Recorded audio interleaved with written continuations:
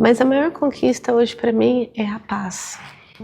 É conquistar a paz, é conquistar a espiritualidade, é estar nessa conexão comigo mesma, para entender os meus mecanismos de autocura, para respeitar o que vem da medicina tradicional e o que vem da minha alma, né? Então, como estar em paz numa sala de espera, como estar em paz apesar de um diagnóstico, apesar de um medo da morte, né?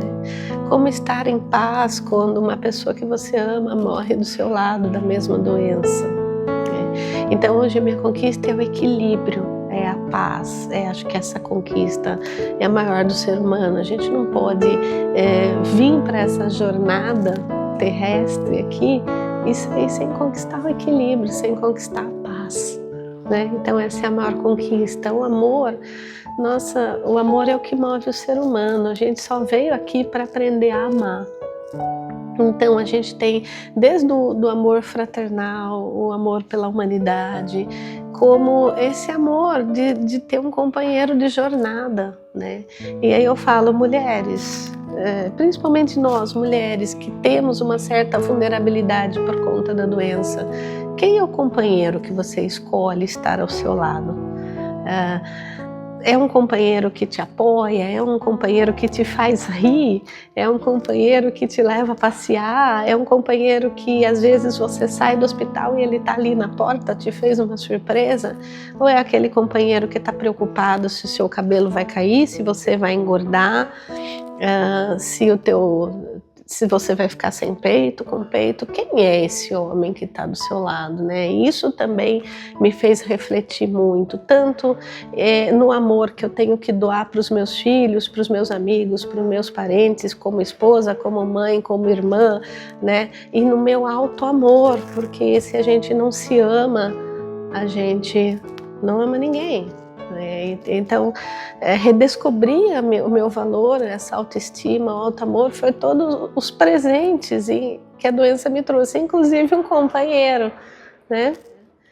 E aí eu queria deixar um recado, né, muito importante, que é a questão do preconceito, né? Dentro dessa egrégora de amor que a gente recebe muito, qual é o limite entre você ser uma paciente oncológica e as pessoas te verem assim, e você ser uma pessoa normal, que trabalha, que vive, como toda e qualquer pessoa, né? Normal, entre aspas, né? Ninguém é normal de perto.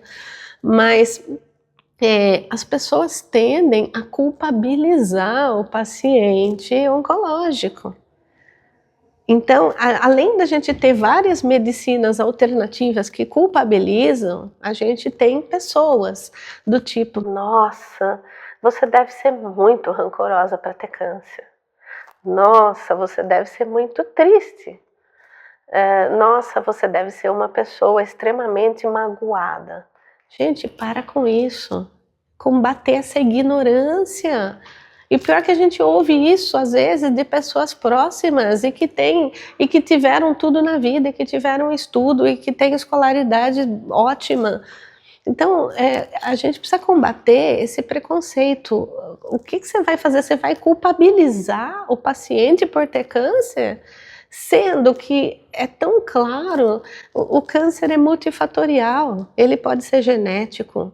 Ele pode ser genético e ambiental, e claro que as emoções fazem todo sentido. Um paciente deprimido é diferente de um paciente otimista. É óbvio que a gente tem que cuidar das emoções. As emoções, os sentimentos, os traumas que a gente vive, eles também estão no nosso corpo. Mas isso não dá o direito de uma pessoa julgar que todo mundo que tem câncer tem algum problema psíquico. Porque eu conheci pessoas extremamente deprimidas, extremamente rancorosas, que nunca tiveram câncer. E também conheci pessoas extremamente otimistas que morreram.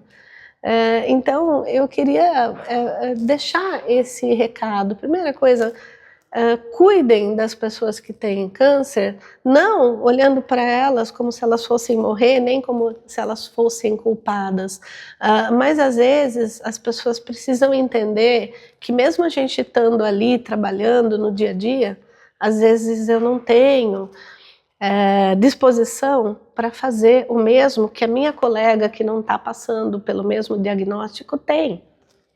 Então, tem uma série de políticas públicas que não são faladas, que não são feitas, que não são olhadas, né?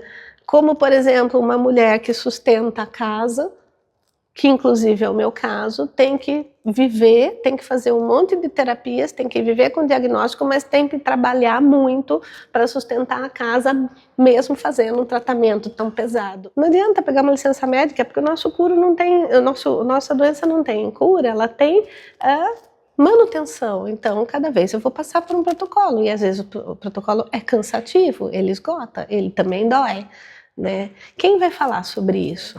O amor e a consciência das pessoas em não julgar o paciente oncológico, de pensar em novas políticas públicas.